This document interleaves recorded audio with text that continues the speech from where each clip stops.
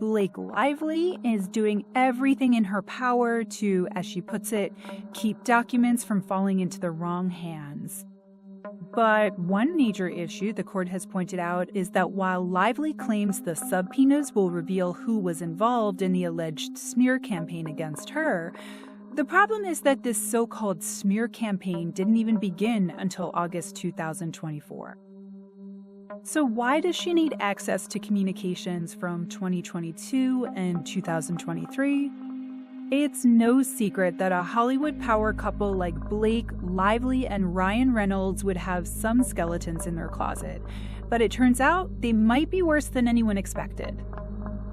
Right now, they're on a mission to prove Justin Baldoni wrong, but he's the one exposing them in return through an ongoing court battle. So what new secrets are coming to light? Let's break down what's been happening. The battle over private messages. Justin Baldoni's lawsuit against Blake Lively is a massive 221-page document showing just how much evidence he's bringing to the table. Of course, Blake's own lawsuit is also extensive, but for someone who has been accused of sexual harassment, Justin's team has come back with some serious counterattack. One of the latest disputes revolves around whether certain text messages should be made public. Blake Lively is fighting hard to keep them sealed, arguing that there are 100 million reasons why Baldoni's side might try to leak text messages and other private information. She told the court just yesterday that these messages hold immense PR value. But at its core, this legal battle isn't just about Blake and Justin. It's about all the high-profile figures entangled in the "I ends with us" controversy, most notably America's sweetheart, Taylor Swift. Underneath the surface, the real issue here is protecting people like Taylor, as well as some of Blake's co-stars, such as Jenny Slate and Isabella Ferrar. While this might not be obvious to the public, legal experts say there's a lot happening behind the scenes that most people wouldn't understand unless they're familiar with the legal process. The fight over a protective order? Both sides are currently arguing over a protective order. A standard protective order is common in lawsuits, but Blake isn't asking for something standard. She wants an attorney's eyes-only order. This means that if Blake Lively produces text messages as evidence, only the attorneys will be allowed to see them, not Justin Baldoni, not the other defendants, and not even the PR agents involved in the case. It's not just about keeping information from the public, it's about preventing certain people from seeing key documents at all. The judge has already put a protective order in place to safeguard personal and intimate information, so many are questioning why Blake is pushing for even more secrecy. Some argue that she's simply trying to control the narrative and protect what's left of her reputation.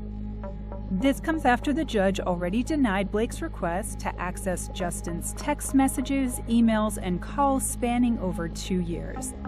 Justin's team strongly opposed her demands, stating in a letter to the judge, "It is hard to overstate how broad, invasive, and atypical these subpoenas truly are. This is civil litigation, not a criminal prosecution, and the Lively parties are not the FBI."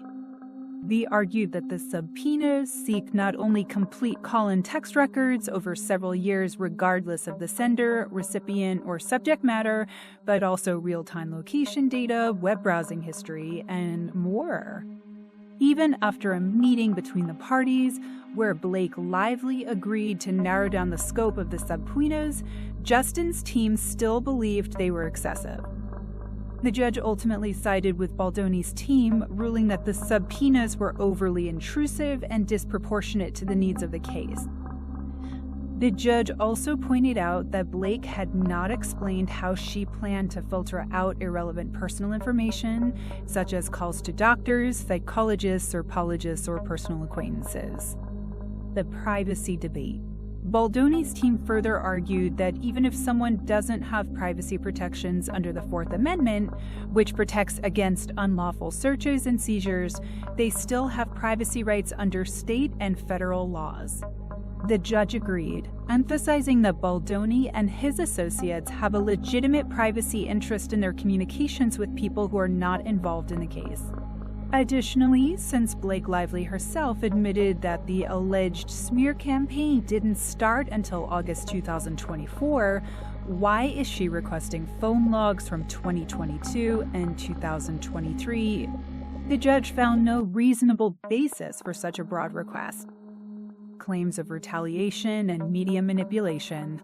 Blake's lawyers have also accused Baldoni's side of leaking information to the press, stating, "There are 100 million reasons for the parties to leak information because the par value is greater than complying with court orders."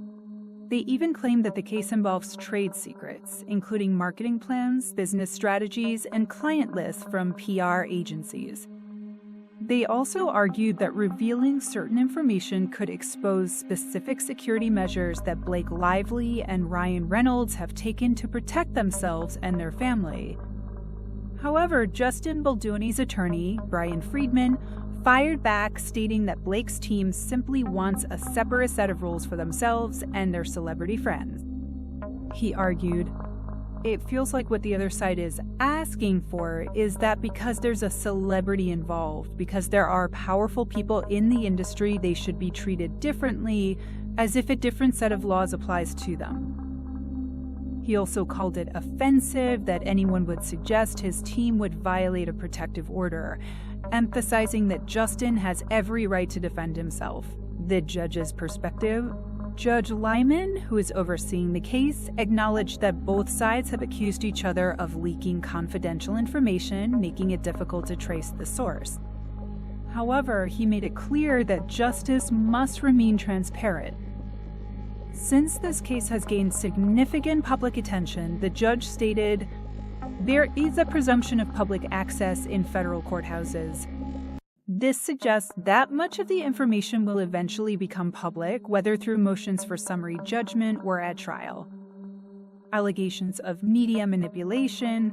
Meanwhile, there are growing suspicions that Blake's team is using their influence to suppress negative content about them.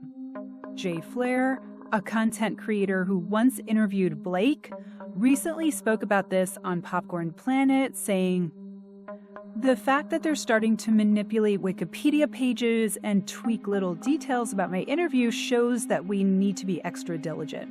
She and other creators have noticed their videos not appearing in recommendations, audio being mysteriously muted, and other unusual disruptions similar to tactics allegedly used during the Depp v. Heard trial. Another creator, Dave Neal, pointed out that Instagram seems particularly easy to manipulate.